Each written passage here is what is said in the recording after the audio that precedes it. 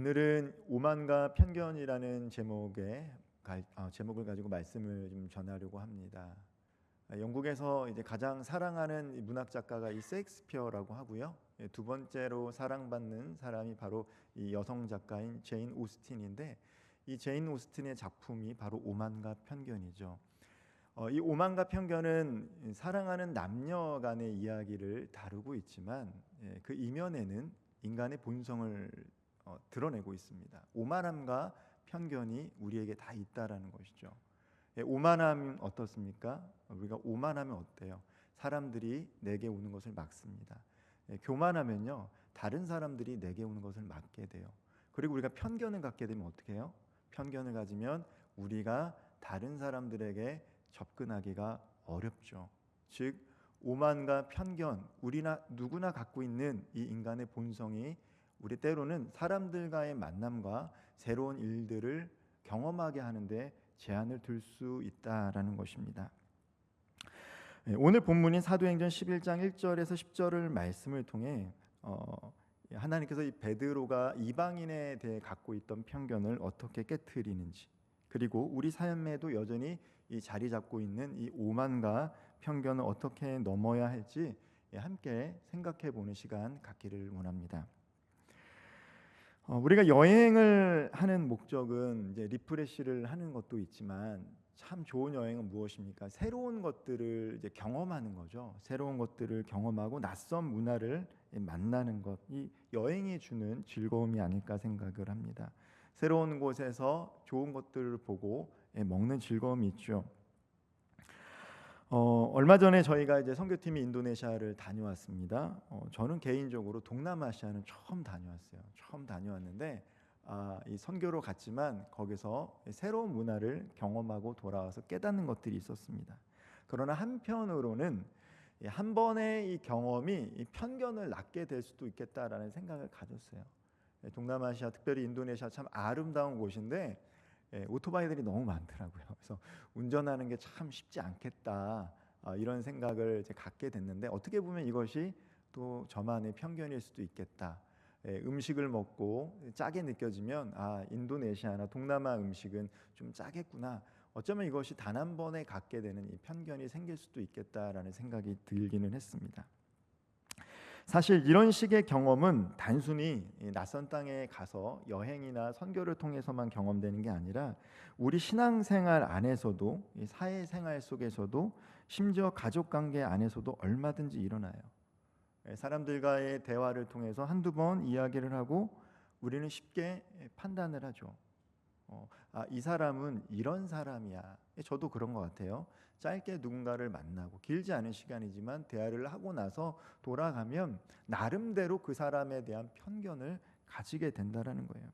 사람뿐만 아니라 이 문화와 가치관을 보면서도 좀 나랑 맞지 않는데 라는 생각이 들 때가 있어요. 그래서 우리는 때로는 다름을 인정하지 않고 그것을 틀리다라고 이야기할 때도 있습니다. 그런데 이런 태도가 쌓이면 어느새 우리는 이 지혜가 아니라 편견을 가지게 되는 것을 보게 돼요. 다양한 경험을 통해서 지혜를 쌓아야 되는데 어느 순간 나만의 배타적인 편견을 갖게 된다는 것이죠.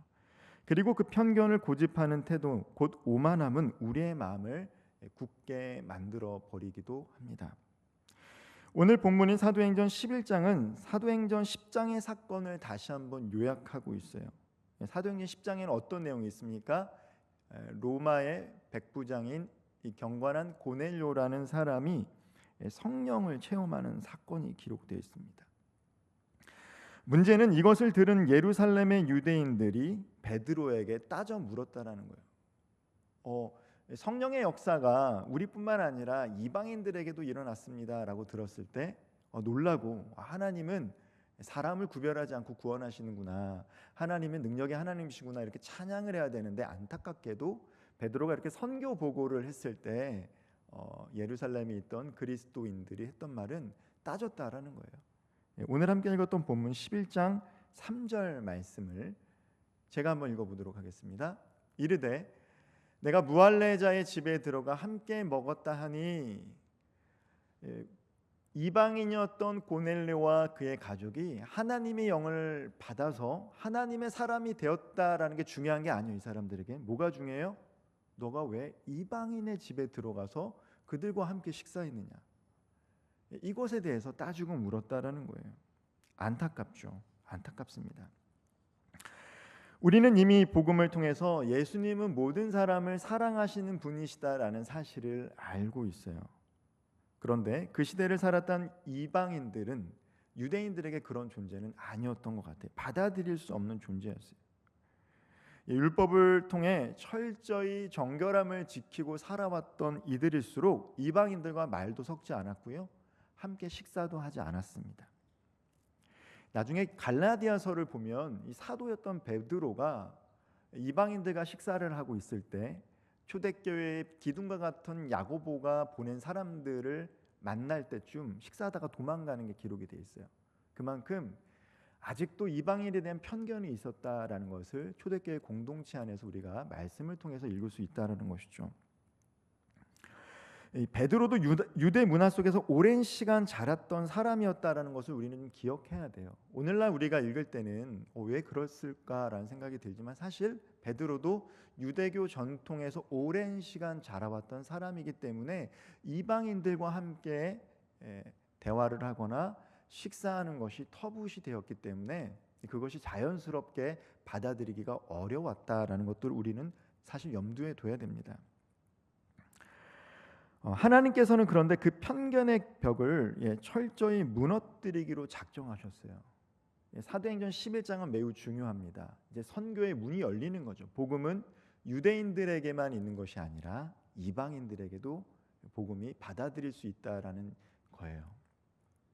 베드로에게 큰 보자기 환상을 보여주시면서 율법상 부정하다고 여기는 각종 짐승을 먹으라고 하십니다. 오늘 함께 읽었던 내용이 뭡니까? 레위기에 보면 부정하다라고 하는 금기시되는 먹어서는 안 되는 동물들을 하나님께서 환상 가운데 베드로에게 보여주시고 먹으라고 하고 있는 거예요. 근데 베드로가 어떻습니까? 거부하죠. 거부합니다. 11장 9절 말씀 제가 한번 읽어보겠습니다. 또 하늘로부터 두 번째 소리가 있어 내게 이르되 하나님이 깨끗하게 하신 것을 내가 속되다고 하지 말라 하더라. 베드로에게는 트라우마가 있어요. 뭐냐면 베드로는 닭이 두 번 울기 전에 예수님을 세 번 부인했습니다. 이 3이라는 트라우마가 있던 베드로. 예수님께서 부활하시고 갈릴리 호숫가로 찾아오셔서 베드로를 회복시키실 때도 예수님은 내가 나를 사랑하느냐라고 세 번 질문하셨어요. 세 번 질문하셨던 의미가 있는 거죠. 근데 하나님께서 베드로가 꿈을 통해서 그 꿈을 받아들이지 않자 세 번의 환상을 보여주십니다. 세 번 꿈을 꾸고 나서 베드로가 어쩌면 하나님께서 내게 말씀하신 거일 수도 있겠구나라는 것들을 해석하게 돼요. 베드로는 그 이후 어떻습니까? 초청받아서 고넬료의 집에 들어가 함께 교제합니다. 이방인의 집에 들어가요. 그 꿈을 하나님께서 말씀하신 거일 수도 있겠구나. 이전까지는 난 부정하다고 생각했는데 어쩌면 하나님이 이 꿈을 통해서 내게 말씀하실 수도 있겠구나라고 받아들이고 고넬료가 사람을 보내는데 그 사람들을 통해서 고넬료의 집에 들어가고 함께 식사하고 예배를 드립니다. 그 가운데 성령의 역사를 경험하게 되는 거예요. 그리고 진실로 하나님께서는 모든 사람을 차별하지 않으신다라는 사실을 몸소 경험하게 돼요. 그리고 베드로가 예루살렘 교인들에게 이 사실을 소상히 설명합니다. 그러자 어떻게 해요? 오늘 본문은 아니지만 11장 18절 말씀 한번 보여주시면 제가 읽어보겠습니다. 그들이 이 말을 듣고 잠잠하여 하나님께 영광을 돌려 이르되 그러면 하나님께서 이방인에게도 생명 얻는 회개를 주셨도다 하니라. 드디어 베드로가 소상히 설명하자 그들이 이방인들을 받아들이기로 했다라는 거예요. 여기에 큰 방점이 있어요. 만약에 초대 예루살렘 교회 그리스도인들이 이방인들에 대한 편견을 갖고 있었다라면, 여전히 오만한 태도를 지니고 있었더라면 오늘 우리가 이 자리에서 예배를 드릴 수 없었습니다.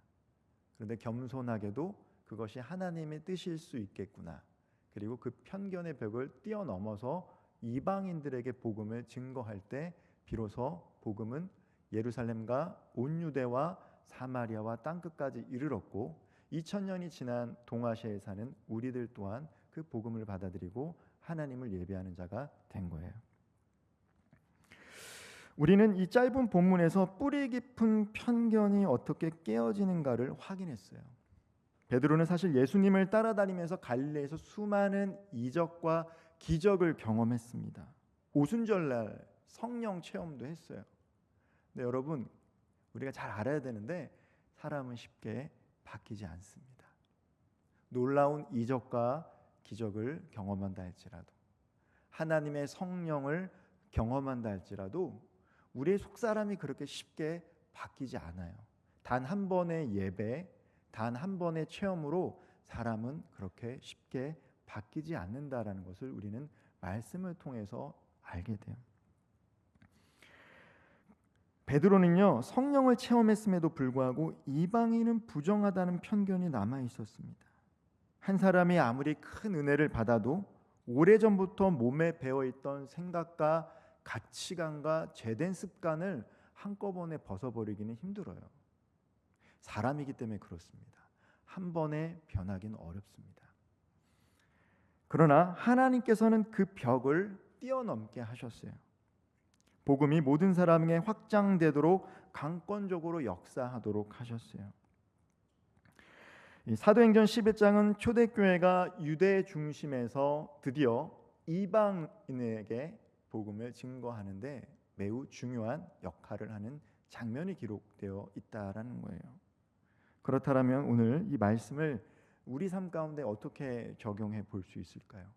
2000년 전에 편견의 벽을 뛰어넘어 하나님께서 복음을 증거하겠던 이 역사가 오늘을 살아가고 있는 저와 우리 청년들과 성도들의 삶 가운데 어떻게 적용할 수 있을까요? 어쩌면 우리도 교회 안에서 혹은 일상 속에서 베드로와 같이 똑같은 상황을 맞닥뜨리며 살아갈지 모르겠어요. 예수님을 믿는다라고 고백하지만 나도 모르는 사이에 누군가를 저 사람은 다른데 틀렸다라고 이야기할 때가 있습니다. 배제하고 싶을 때도 있어요.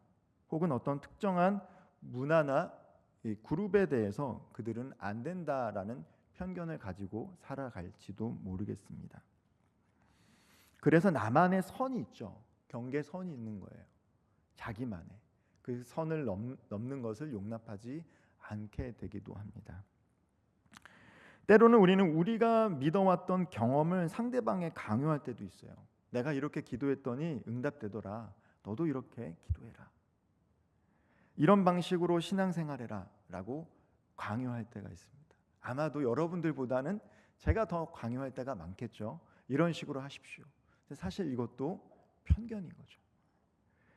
때로는 이 사람은 과거에 나에게 상처를 줬으니까 저 사람은 난 부정할 거야. 그렇게 할 수도 있어요. 이 편견의 뿌리에는 뭐가 있어요? 경험이라는 게 있어요. 경험이라는 게 있습니다. 사실 알고 보면 이 편견을 만들어내는 이 경험이라는 것은 때로는 좋을 수도 있지만 위험할 수도 있다는 거예요. 그리고 내가 옳다라고 여기는 마음이 더해지면 어떻게 됩니까? 나는 확실해. 내 생각은 변함없어. 그럼 오만한 사람이 되는 거예요. 오만한 사람이 되는 거예요. 그래서 오만과 편견이 결합하면요, 하나님이 사랑하는 영혼들을 품어야 되는데 품지를 못해요. 초대교회는 품었어요. 그래서 사람들이, 이방인들이 모이기 시작했어요. 그러나 우리가 오만하거나 편견을 가지면 어떻게 됩니까? 품어야 될 사람을 품지 못하게 돼요. 오려고 하는 사람들을 우리 스스로가 막게 된다라는 거예요. 때로는 정죄하기도 쉽습니다. 왜 저 사람은 저래? 그 뿌리 깊은 것에는 경험에 근거한 편견, 그리고 그 편견이 굳어져서 우리의 오만함을 만들 때가 있다라는 것이죠. 우리가 기억해야 될 것은 예수 그리스도의 복음은 바로 그런 편견의 벽과 배제하려고 하는 그 마음을 뛰어넘는 데 있다라는 것입니다. 예수님 어떻습니까? 이스라엘뿐만 아니라 사마리아 여인에게 가서도 복음을 증거했고요. 두로와 시도네도 갔고 이 데가볼리라는 지역에 가서도 복음을 증거하셨어요. 심지어 예수님을 침뱉고 못 박았던 사람들조차도 용서하셨습니다. 우리는 이게 예수님이니까 가능하지라고 생각할 수 있어요. 사실 그런 것 같기도 해요. 예수님이니까 가능하지. 그럼에도 불구하고 예수님은 제자들에게 서로 사랑하라고 말씀하셨고 심지어 원수들까지도 사랑하라고 말씀하셨어요. 마음속 편견과 오만을 깨트리는 것은 쉬운 게 아니에요. 내가 말씀으로, 예배로, 집회로 은혜 받았다고 해서 우리의 편견이 갑자기 깨어지지는 않아요. 저 같은 경우는 더 그런 것 같아요. 베드로도 분명 예수님의 제자 중 수제자였고 십자가와 부활의 사건을 목격했음에도 불구하고 이방인들을 받아들이는데 매우 어려웠다라는 거죠. 나의 굳어져 버린 이 습관, 사고, 가치관 하루아침에 바뀌지 않아요. 그럼에도 소망이 있는 것은 뭐냐면 하나님이 베드로와 함께 해주셨던 것처럼 쉽게 바뀌지 않는 나와 하나님이 함께 해주시고 우리와 하나님이 함께 해주신다면 때가 지나면 우리는 편견을 깨고 하나님께서 원하시는 뜻을 찾는 삶을 살아갈 수 있다는 데서 우리는 소망을 찾을 수 있는 거예요. 베드로가 고넬료의 집에서 성령의 역사를 목격하고 예루살렘 교인들에게 설명하는 과정을 통해 온 교회가 변했듯이 우리도 하나님이 일하시는 현장에서 마음을 열고 순종할 때 편견의 벽이 깨트릴 수 있습니다. 그때 하나님의 능력을 경험하는 거예요. 우리가 여전히 편견에 사로잡혀 있으면요, 하나님께서 새로운 것을 통해서 일하시려고 하는 그 현장을 경험할 수도 없고 사람을 만날 수도 없다라는 것이죠. 그렇다면 어떻게 해야 우리가 이 나도 모르게 사로잡혀 있는 이 편견 그리고 이 오만을 깨트릴 수 있을까? 이 사랑과 이해가 필요하다고 생각을 합니다. 사랑과 이해. 예전에 출간된 책인데 나의 문화유산 답사기라고 하는 책이 있었어요. 예전에 참 베스트셀러였는데 거기에 이 소개됐던 글이 있는데 원래는 그분이 직접 쓰셨던 글이 아니라 조선 정조 때 문장가 유한준 선생의 글이라고 해요. 여러분들도 한번 들어봤을 거예요. 사랑하면 알게 되고 알게 되면 보이나니 그때 보이는 것은 전과 같지 아니하니라. 저는 이게 성경에 나와 있는 말은 아니지만 참 이게 우리가 이 복음적인 삶을 살아가는데 되게 중요한 메시지다라는 생각이 들어요.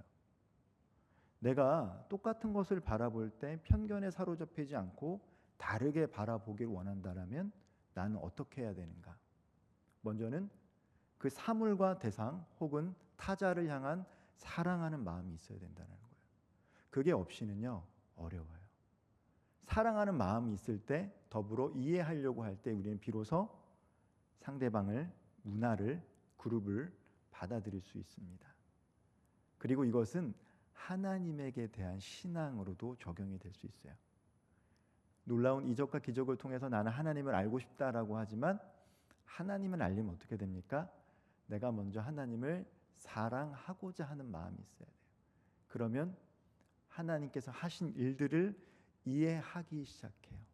어떻습니까? 그러면 나와 내 주변 그리고 다른 사람을 향한 하나님의 사랑을 관찰할 수 있게 되는 거예요. 즉 어떠한 사건, 객관적인 실체가 내 앞에 주어지면 나는 그것을 받아들이겠습니다. 혹은 그 사람을 인정하겠습니다고 해서 우리가 그 사람이나 때로는 하나님을 받아들일 수 있는 게 아니라 사랑하는 마음을 갖고 이해하려고 할 때 사람도 하나님도 받아들이고 그분이 하신 일들을 경험할 수 있게 되는 것입니다. 이 사랑하면 알게 된다라고 얘기했는데 사랑과 이해가 중요해요. 왜냐하면 이 편견이라는 것은 경험에 의해서 갖게 되지만 사실 이 경험이라는 게 부분적인 정보와 부정적인 경험과 일반화를 통해서 이루어지는 거예요. 전체를 다 경험한 게 아닙니다. 부분적인 경험, 근데 그게 부정적인 경험이야. 좋은 경험이 아니라. 근데 그것을 가지고 일반화를 해요. 그럼 이게 편견에 사로잡히게 되는 것이죠.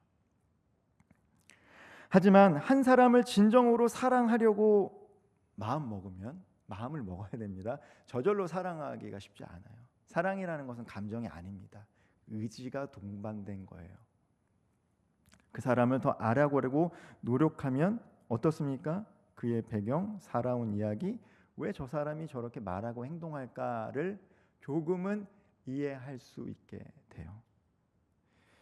아, 저렇게밖에 할 수 없었던 이유가 있구나라는 것을 받아들일 수 있습니다. 온전하지 못하지만. 그래서 이전과 다른, 나와 다른 전혀 다른 사람들도 포용하기 시작하는 거죠. 마치 초대교회처럼. 이방인들은 안 돼라고 했는데, 그래? 그러면 이제 이방인들도 받아들이자. 포용하죠. 그리고 그들도 하나님의 놀라운 은혜가 필요하다는 사실을 깨닫게 돼요. 예전에는 배제하고 배타적이었는데, 저들의 삶 가운데도 저 문화에도 하나님의 사랑과 은혜가, 역사가 있구나. 심지어 예수를 알지 못하고 하나님을 알지 못하는 사람들의 삶 가운데도 하나님의 놀라운 역사가 있구나라는 것들을 보기 시작하게 됩니다. 그렇기 때문에 우리는 너희도 원수를 사랑하라고 하는 이 명령이 참 부담이 되고 지킬 수 없지만, 한편으로는 하나님을 사랑할 때 받아들이고 시도해 보려고 하고 결실을 맺고 싶은 명령이 될 수 있는 것이죠. 혹시 특정 문화나 사람을 쉽게 재단하고 있던 나 자신의 모습이 있다라면, 주님, 제가 알지 못해서 쉽게 판단했습니다. 제 마음을 겸손하게 하셔서 그들을 이해하고 사랑할 수 있는 마음을 주십시오라고 기도하시면 하나님께서 우리에게 그런 마음가짐을 주실 줄 믿습니다. 또 내가 누군가에게 받은 상처가 너무 커서 그 사람 혹은 그 비슷한 상황을 부정하고 싶을 때도 있어요. 그러나 상처를 치유하시는 예수님을 바라보시기를 바라요. 주님을 바라본다고 상처가 단번에 치유되지는 않습니다. 상처를 받은 시간만큼 치유와 회복에도 시간이 필요하겠죠. 그러나 분명한 것은 내가 편견에 사로잡혀서 받은 상처 때문에 그대로 머물러 있으면 우리의 삶에는 놀라운 일이 일어나지 않아요. 그러나 내가 마음의 문을 열고 상처를 받았지만 주님을 바라보며 내가 상처받은 시간만큼 걸린다 할지라도 회복하기를 원하며 주님을 찾고 찾으면 반드시 주님은 우리를 치유해 주시고 회복하게 해 주십니다. 주님께서 베드로에게 역사하신 것처럼 우리에게도 찾아오셔서 깨닫게 하시고 치유하시며 새로운 시선을 열어주실 거예요. 결국 사도행전 11장의 사건은 초대교회가 유대인의 틀을 넘어 땅끝까지 복음을 증거하게 되는 발판을 마련하게 됩니다. 바라기는 우리도 이 말씀 앞에서 베드로처럼 편견의 벽을 넘어서 결단해 보기를 소망해요. 오래된 내 경험과 지식, 상처로 인해 생긴 오만과 편견 가질 수 있습니다. 그러나 십자가의 사랑을 힘입어서 오만함이 아니라 겸손함으로, 편견이 아니라 하나님께서 창조하신 본래의 그 모습대로 사물과 대상과 사람과 하나님을 바라보고 싶다라고 기도해 보셨으면 좋겠어요. 그렇다면 어떻습니까? 하나님께서 우리의 사랑과 이해를 통해 우리 삶 가운데 새로운 일들을 다시 준비하시고 행하실 것입니다. 베드로가 고넬료의 집에 들어가 비로소 하나님의 크신 뜻을 발견했던 것처럼 우리가 편견을 갖고 있으면 새로운 사람을 만나기도 어렵고 새로운 문화를 경험하기가 어렵습니다. 그러나 편견을 깨뜨릴 때 이미 예수님께서 우리들의 삶 가운데 준비하신, 예비하신 사람과 만남과 기회를 통해서 하나님은 우리 삶을 더욱더 풍성하게 차고 넘치도록 준비해 주실 거예요. 사랑하면 알게 되고 알게 되면 보이나니 보이는 것은 전과 같이 아니하리라 라는 말처럼 똑같이 봐왔던 매일의 사람도, 우리의 환경도, 우리 주변도, 그러나 사랑하는 마음으로, 이해하는 마음으로 바라보면서 하나님께서 우리 삶 가운데 새로운 일들을 행하실 것을 기대하면서 혹여라도 사람과 환경 속에 상처를 받았다 할지라도 주님만을 바라보며 주님의 치유의 손길과 회복의 시간을 이겨내면서 하나님께서 우리들의 삶을 어떻게 더 풍성하게 인도하실지 기대하며 주님만 바라보며 나아갈 수 있는 저와 우리 모든 청년들과 성도님들 되시기를 주님의 이름으로 축원드리겠습니다. 기도하겠습니다. 사랑의 하나님, 우리 인간의 본성에는 죄된 습성과 하나님보다 다른 사람보다 높아지려고 하는 교만함과 오만함, 우리의 부분적인 경험과 부정적인 경험, 일반화를 통한 편견이라는 것이 하나님께서 우리 삶 가운데 행하실 일들과 만남과 사람들의 만남을 가로막을 때가 있음을 고백합니다. 하나님, 하나님을 사랑하는 것처럼 나 자신을 사랑하고 이웃과 타자와 우리 주변을 사랑하는 마음을 우리 가운데 허락하여 주시고, 나 자신을 이해하는 것처럼 하나님을 이해하게 하시고 다른 이들을 이해하게 하셔서 우리들의 삶 가운데 하나님께서 새롭게 행하실 새 일을 막지 않고 기대감을 가지고 우리의 인생을 살아갈 수 있는 저와 우리 모든 청년들 되게 하여 주옵소서. 어제와 오늘과 내일이 동일하신 주님만을 바라보며 나아갈 수 있도록 성령 하나님 우리와 동행하여 주옵소서. 예수님의 이름으로 기도하옵나이다. 아멘.